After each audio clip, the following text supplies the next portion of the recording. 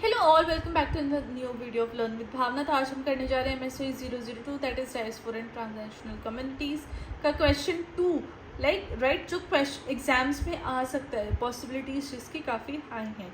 Starting with the question वो है कि हमें रिस्ट्रिक्टिव इमिग्रेशन पॉलिसीज़ के बारे में बात करनी कि उनकी कहाँ पे एवोल्यूशन हुई थी ओरिजिन कंट्रीज़ में। Okay, starting with the answer. जब हम बात करते हैं एवोल्यूशन किसी भी रिस्ट्रिक्टिव इमिग्रेशन पॉलिसीज़ की, जो कि उसकी ओरिजिन कंट्री में जो कि निकल के आई है, उभर के आई है, तब हम बात करते हैं कि जो भी इमिग्रेशन पॉलिसीज़ है वो कैसे एक इम्पॉर्टेंट रोल प्ले करती है पॉपुलेशन डायनेमिक्स को शेप करने में, सोशल स्ट्रक्चर बनाने में और नेशनल आइडेंटिटीज़ फॉर्म करने में। जब सोशोलॉजिकल फैक्टर्स हम किसी भी एक पर्टिकुलर चीज़ से कंट्रीब्यूट कर देते हैं, उसके साथ ज्वाइन कर देते हैं, तो हम देखते हैं कि ये जो पॉलिसीज़ है ओरिजिन कंट्रीज़ में, उसका हमें economic, political, social, cultural factors ये सब देखा जाएगा, as well as with their security concerns की पॉलिसीज़ आई क्यों है, मीडिया का उसमें कितना इन्फ्लुएंस है, ताकि हम उसकी डीपर अंडरस्टैंडिंग ले सके कि ये पॉलिसीज़ कैसे इमर्ज हुई हैं उन्होंने, और वो ओवर टाइम कैसे चेंजेस भी उनमें आए हैं। तो पहले हम बात कर लेते हैं इकोनॉमिक फैक्टर्स की।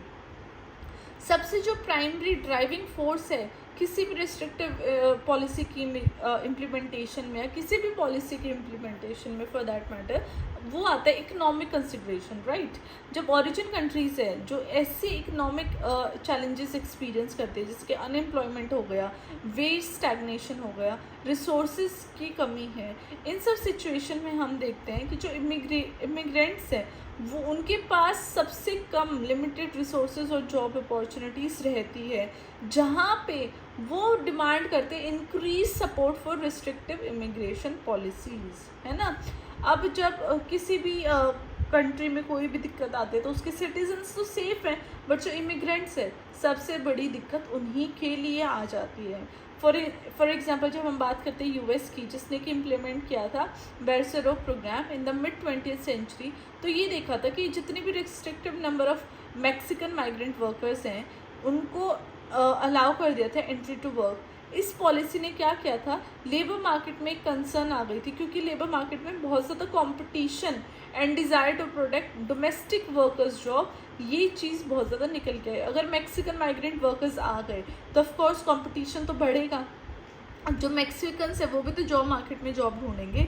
तो इस पॉलिसी ने क्या किया कि ये कंसर्न्स आ गई थी कि जो उनके खुद के लोग हैं उनको जॉब कहाँ से मिलेगी अगर मैक्सिकन सारी जॉब ले जाएंगे। तो ये एक बहुत बड़ा चैलेंज बन गया था इमिग्रेंट्स के लिए। राइट, क्योंकि उनकी कंट्री में तो उनको तो कोई प्रॉब्लम क्रिएट करेगा ही नहीं, जो प्रॉब्लम होगी वो तो आउटसाइडर्स को होगी ना। तो इसलिए ऐसी पोजीशंस पे, ऐसी सिचुएशंस में इमिग्रेंट के लिए जो पॉलिसीज़ हैं, रिस्ट्रिक्टिव पॉलिसीज़ हैं, वो बहुत ज़रूरी हो जाती है आनी। अब कोई भी कंट्री है जो इकोनॉमिक डाउन टर्न्स या फिर रिसेशन फेस करती है, जिससे कि उनकी इमिग्रेशन पॉलिसीज़ और ज़्यादा टाइटन हो जाती है, इस सिनेरियो में क्या देखा जाता है कि जो उनके ओन सिटीजन्स की एम्प्लॉयमेंट है वो देखी जाती है कि वो कितने एम्प्लॉयड है, या फिर उनको कोई इकोनॉमिक क्राइसिस तो नहीं है।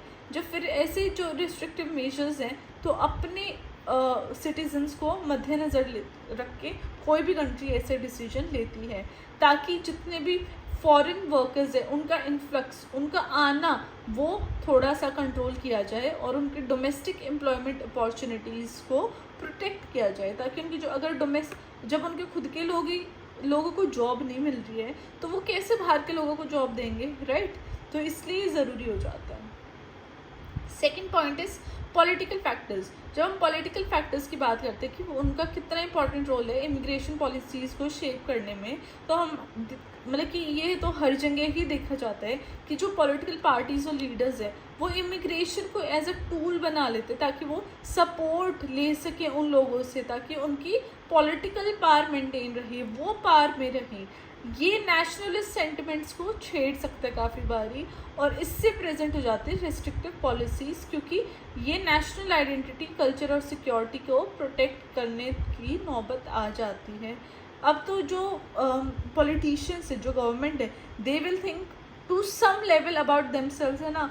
तो वहाँ पे जब अगर जो लोगों को सिटीजन्स है फॉर पर्टिकुलर कंट्री, उनको लगेगा कि ये तो उनके ही हक छीने जा रहे हैं, then of course they will come together और ऐसी पॉलिसीज़ लाने की फिर नौबत आएगी। अब जब ये राइज आ जाती है राइट विंग पॉपुलिज्म में यूरोप में, जैसे कि ऐसी पार्टीज थी जो नेशनल फ्रंट इन फ्रांस थी और अल्टरनेटिव फॉर जर्मनी थी, तो यहाँ पे क्या देखा कि स्ट्रिक्टर इमिग्रेशन लॉज और पॉलिटिकल एजेंडा देखा गया, क्योंकि ये पार्टी अपने फियर्स और एंग्जाइटीज़ को कैपिटलाइज करने के लिए क्या करती थी, पब्लिक को इमिग्रेशन गेन करने के मतलब इमिग्रेट कर लेती थी लोगों को, ताकि जो उनका इलेक्टोरल वोट है, जो उनकी जो वोटर्स हैं वो इंक्रीज़ हो जाए, उनमें कोई दिक्कत ना आए। जो ऐसे इंटरनेशनल इवेंट्स है जैसे कि ऐसे क्राइसिस आई हैं जो कि पॉलिटिकल लैंडस्केप में और इमिग्रेशन पॉलिसीज़ में देखे गए हैं। फॉर एग्जांपल जब सीरियन रिफ्यूजी क्राइसिस की हम बात करते हैं तो यूरोपियन कंट्रीज़ ने काफ़ी स्ट्रिक्टर बॉर्डर कंट्रोल लगा दिया था और टाइटन देयर असाइलम पॉलिसीज़, क्योंकि पब्लिक प्रेशर इतना ज़्यादा था, क्योंकि public was not feeling safe कि वहाँ से कोई भी लोग आए, क्योंकि उनकी सिक्योरिटी और कल्चरल इंटीग्रेशन को उस चीज़ से खतरा था। Third point is social and cultural factors. Societal concerns about cultural assimilation और social cohesion ये भी एक बहुत मेजर रोल कंट्रीब्यूट करते हैं ताकि वो डेवलप करे रिस्ट्रिक्टिव इमिग्रेशन पॉलिसीज़ की। ऐसी कंट्रीज़ में जहाँ पे एग्जाइटीज़ का ओरिजिन होता है या फिर वो ऐसी एंग्जाइटीज़ होती है कि जहाँ पे उनका ओरिजिन होता है कि उनको कल्चरल आइडेंटिटी और अपनी वैल्यूज़ प्रोटेक्ट करनी है, प्रिजर्व करके रखनी है, जब ऐसी कंसर्न्स आती है वो ऐसे स्टीरियोटाइप्स लेके आती है, ऐसे फियर ऑफ सोशल चेंजेस आ जाते हैं लोगों में, ताकि उनको फिर एक थ्रेट की तरह वो देखते हैं कि थ्रेट है उनकी नेशनल यूनिटी को। जब हम किसी भी लैंग्वेज या कल्चर की बात करते हैं जहाँ पे पोटेंशियल जो इमिग्रेंट्स हैं वो ऐसी कंट्रीज हैं जैसे कि ऑस्ट्रेलिया हो गया, यूके हो गया, तो ऐसी पॉलिसीज़ एम करते कि immigrants can integrate into the host society and share common norms and values.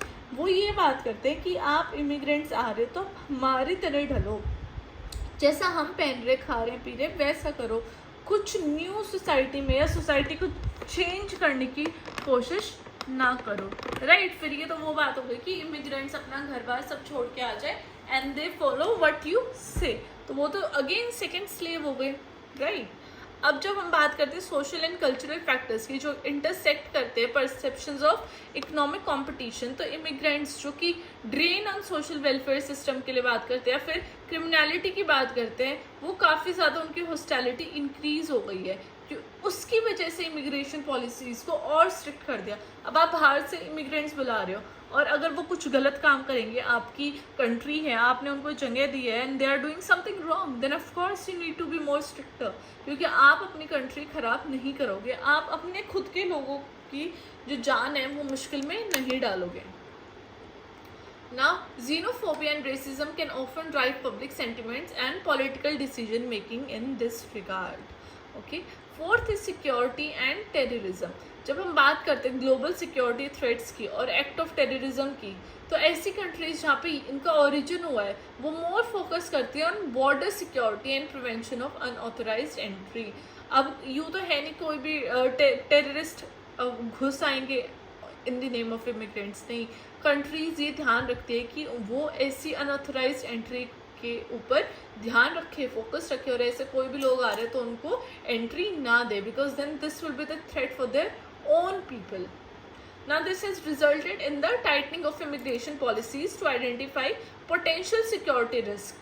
जब इवेंट हम 9/11 की बात करते हैं जो कि यूएस में हुआ था, इसमें जब ये देखा गया, जब बैकग्राउंड चेक हुआ उसका, तो देखा गया कि जो टेररिस्ट अटैक है उन्होंने एक ऐसा इन्वायरमेंट क्रिएट कर दिया है जहाँ पे नेशनल सिक्योरिटी इंटरेस्ट को बहुत ज़्यादा खतरा था। उस टाइम पे ये देखा गया कि ह्यूमैनिटेरियन कंसिडरेशंस ही दाव पे लग रही थी। तो ऐसे में बहुत इंपॉर्टेंट हो जाता है ये चेक करना कि आपके देश में कैसे लोग आ रहे हैं, कैसे लोगों की एंट्री हो रही है, राइट। तो ये चेक रखना बहुत इंपॉर्टेंट हो जाता है। तो इसलिए जो रेस्ट्रिक्टिव इमिग्रेशन पॉलिसीज़ हैं वो निकल के आती हैं for the wellbeing of their own country, for the wellbeing of their own people. जब हम बात करते हैं एसेंशियल क्रिटिकल एनालिसिस की, जो कि सिक्योरिटी इमिग्रेशन पॉलिसीज़ है या सिक्योरिटाइज्ड इमिग्रेशन पॉलिसीज़ हैं, तो वो काफ़ी सारे स्टीरियोटाइप्स रीइंफोर्स करते हैं। कैसे होते हैं कि वो परपेचुएट करते हैं डिस्क्रिमिनेशन अगेंस्ट स्पेसिफिक रिलीजियस और एथनिक ग्रुप्स, इसलिए सोशल टेंशंस आ जाते हैं जो मार्जिनलाइज कम्युनिटीज़ हैं उनके अंदर। अब आप किसी भी एक कम्युनिटी को नीचा फील करवाओगे और या फिर उनको बोलने का हक नहीं है या फिर किसी भी तरीके के नेगेटिव कमेंट्स हैं, then of course they will feel कि भाई ऐसी चीज़ नहीं होनी चाहिए एंड उनके लिए कोई स्पेशल पॉलिसीज़ बनाई जाए ताकि उनके जो इंटरेस्ट है वो सेव हो सकें। Fifth is public opinion and media influence. जब हम पब्लिक ओपिनियन और मीडिया नरेटिव्स की बात करते हैं जो कि शेप करते हैं evolution of restrictive immigration policies की, तो जो मीडिया है स्पेशली जो टेबलॉइड्स हैं वो ऐसी इमिग्रेंट्स की एक नेगेटिव और थ्रेटनिंग इमेज पोर्ट्रे कर देते हैं, तब लोगों को लगता है कि इमिग्रेशन तो एक प्रॉब्लम है, जो बाहर से लोग आ रहे हैं उनकी कंट्री में आगे बस रहे हैं तो वो एक बहुत बड़ी प्रॉब्लम है। जब पब्लिक ओपिनियन पोल्स हैं जो कि सपोर्ट करते हैं रेस्ट्रिक्टिव पॉलिसीज़ को और वो फर्दर इन्फ्लुएंस करते हैं पॉलिटिकल डिसीजंस को, राइट। अब जो ब्रेक्सिट रेफरेंडम है यूके का वो driven by concerns over immigration, क्योंकि ये ऐसा प्रोमिनेंट एग्जाम्पल है जिसने ये देखा कि पब्लिक सेंटिमेंट कैसे इन्फ्लुएंस हो जाते हैं पॉलिसी डिसीजंस में। अगर लोगों को ये लग रहा है कि ऐसा कुछ हो रहा है then they will surely show their concern, तो वो चीज़ इन्फ्लुएंस करती है पॉलिसी मेकिंग को, राइट। अब सिटीजन्स है भाई तो गवर्नमेंट बनाते हैं and if they will show some kind of negative toward कोई भी टाइप का पॉलिसी आ गया डिसीजन मेकिंग आ गई, तो ऑफकोर्स गवर्नमेंट को वो चीज़ें माइंड में रखनी पड़ेंगी and that will surely influence the policy decision making. अब मीडिया कवरेज है वो पब्लिक ओपिनियन एक बहुत ग्रेट तरीके से शेप करती है। वो कुछ ऐसे इंसिडेंट्स शो कर देगी पीपल को जो कि वो ऐसे दिखा देंगे कि इमिग्रेशन तो एक बहुत बड़ी प्रॉब्लम है, ये तो टेररिज्म शो क्रिएट करता है, टेररिस्ट आ रहे हैं। तो ऐसी जो कवरेज है, ऐसी जो मीडिया की जो बातें हैं, ये फियर्स और एग्जाइटीज़ और भी ज़्यादा बढ़ा देते हैं लोगों की, जिससे कि जो डिमांड्स है स्ट्रिक्टर इमिग्रेशन कंट्रोल्स में वो और ज़्यादा बढ़ जाते हैं। तो पॉलिटिशियन इन टर्न क्या करते हैं, वो पब्लिक सेंटिमेंट्स को रिस्पॉन्ड करते हैं ताकि वो सपोर्ट ले सके अपने खुद के पीपल से और उनकी पोजीशन मेंटेन रहे in the government, right. I hope ये सारे पॉइंट्स आप लोगों को समझ में आए होंगे। कंक्लूजन में मैंने अब एज यू नो कंक्लूजन में लास्ट में you have to write basic points of every para that you have written. तो उसमें मैंने बताया कि कैसे जो एवोल्यूशन है रिस्ट्रिक्टिव इमिग्रेशन पॉलिसीज़ का उसका कैसे ओरिजिन हुआ, राइट। और वो कैसे इन सब चीज़ों पे based economic political social cultural security and media factors, इन सब पे you can write 4-4 5-5 line exam में और आपका आंसर कवर हो जाएगा, क्योंकि आपको इतना बड़ा आंसर नहीं लिखना होता है आंसर क्वेश्चन में सॉरी एग्जाम्स में। जब हम बात करते हैं कि ऐसी जो कंसर्न्स हैं इमिग्रेशन को लेके जो कि लेजिटिमेट भी है, तो ये इम्पॉर्टेंट हो जाता है कि हम क्रिटिकली इन सब चीज़ों को देखें जो कि पॉलिसीज़ आ रही हैं उनको देखें। तो सोशियोलॉजिकल एनालिसिस ही है जो हमें हेल्प करता है ये कॉम्प्लेक्सिटीज़ जो कि इमिग्रेशन पॉलिसीज़ के सराउंड करती है उनको अंडरस्टैंड करने में, ताकि ऐसी डिबेट्स ऐसी पॉलिसी मेकिंग के बीच में एक बैलेंस बन जाए ताकि जो नेशनल इंटरेस्ट और ह्यूमैनिटेरियन वैल्यूज़ है उनका भी ख्याल रखा जाए।